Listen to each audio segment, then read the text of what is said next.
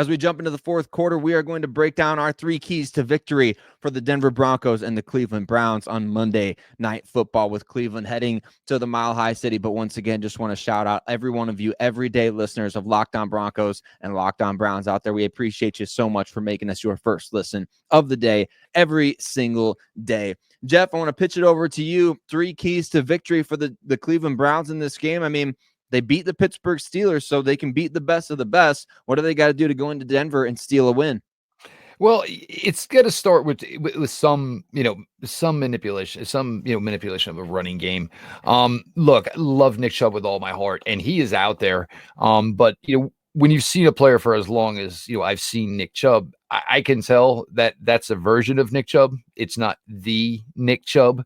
We'll see in 2025 if he gets back to 100% of Nick Chubb. It doesn't help that it's been a revolving door at the offensive line. That certainly gives you no cohesion towards a run game. But certainly the run game is certainly going to be important. Second one, I'll also stick here on offense as well.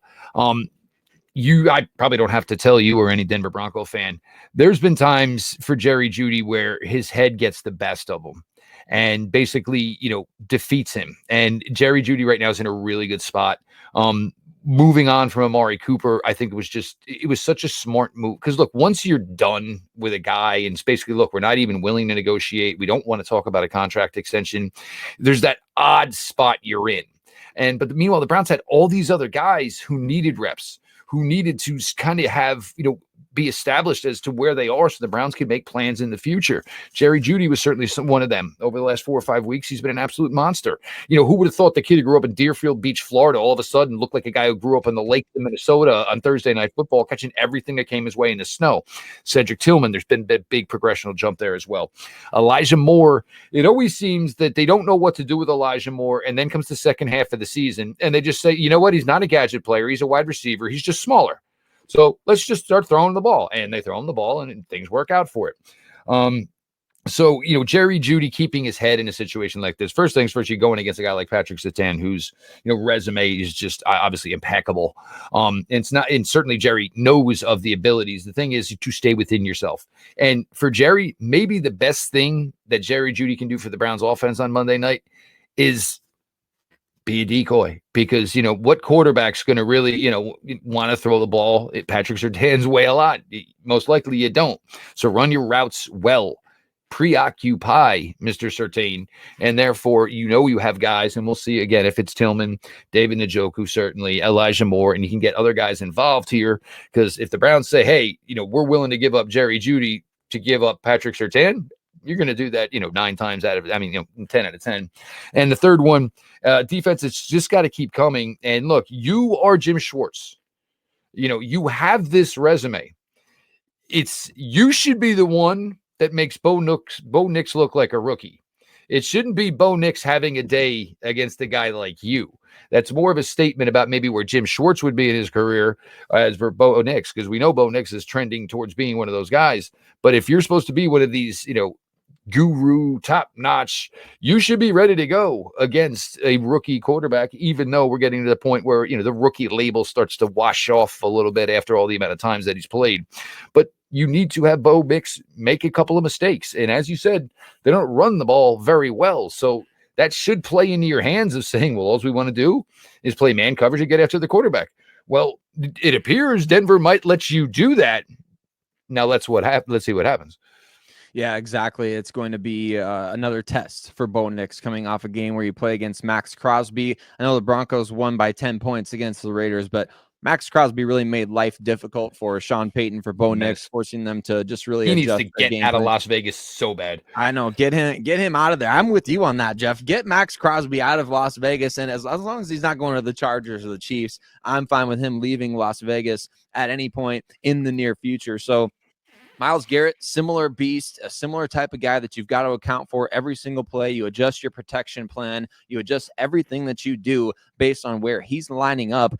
And that's what the Broncos have to do. I mean, that's the number one overarching thing that they need to do to win this game. But my 3 keys to victory, Jeff, number 1, you need to avoid negative plays on the early downs. That's what got them into trouble against the Las Vegas Raiders consistently. Javonte Williams, negative run or a gain of just 1 yard. too many negative plays on first downs, and then you have a good play maybe on second down, but it gets called back, or you have a penalty on first down.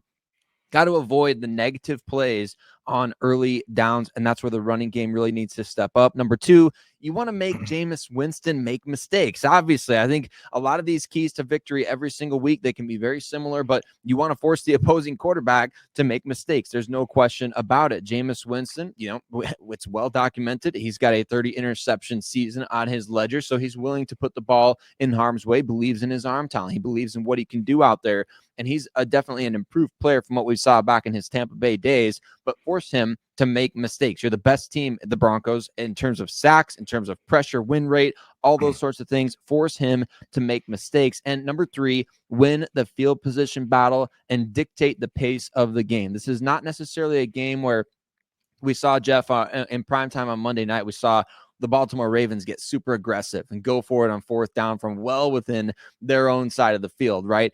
I don't think this is a game where the Broncos need to really mess around with that. They don't need to go out there and say, hey, we're going to be the aggressor. We're going to go for it on fourth down before we get to midfield, or we're not going to take 3 points. We're going to try to get 6. This is a game where I think that you can play sort of an old school Big Ten style game, right? You can go for it in certain situations that dictate, but play the smart field position game, attempt to run the ball effectively and dictate the pace of this game, because if you're dictating the pace of this game, you're going to be able to keep a guy like Myles Garrett at bay a little bit better than what you have in the past, or what other teams have in the past. So those are 3 keys to victory for the Denver Broncos as they look to get into the playoffs this season. I think it's going to be a fun matchup.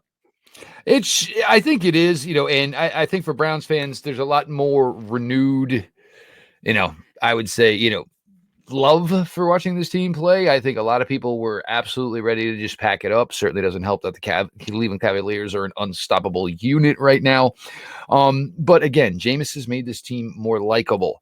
And it's always going to come down to your quarterback. Nick Chubb, Joe Bitonio, they're great. But, if the main guy is not the main guy, and he's a very difficult guy to root for, it becomes an unpleasant experience. The losses just make it to the point where you don't care.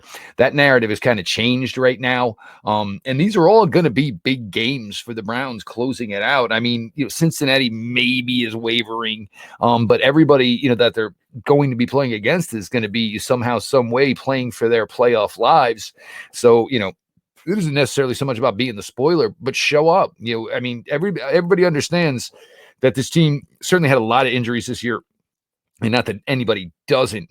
But it's just go out there. You got to battle, and tanking. It's great for guys like us to say this and set up how we're doing our off-season coverage, and we could.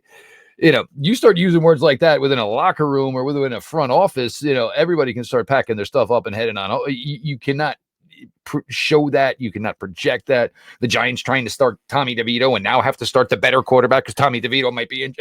Like, you look at some of these teams, and, and for me, that's, and I was telling before we record here, I think people think when the Cleveland Browns, just because they're not good record-wise, I think everybody just thinks it's a clown show again. Look, this place has been a clown show for years. Trust me, I covered it. It is not a clown show anymore. Yes, it was an unsuccessful season, but it just doesn't mean that all of a sudden, 60 guys with, colored hair and makeup on started, filing out of a Datsun again. It's not. It was just an off year, and certainly, 3 guys with your owner, your general manager, your head coach, all went in heavy on the most important position in all of professional sports, and it failed miserably. But the thing is they're smart enough in so much else that they do. They can circumnavigate that. They can surpass it. They did it last year. They could have done it this year if they made a switch a little earlier, and they can still find a way to pay him last year and be ultra competitive next year. Yeah, I think the Browns may take a page out of the Denver Broncos book in the near future and just say, you know what, we got to eat the dead money. Whatever we got to do, we got to move on at the quarterback position at some point in the near future.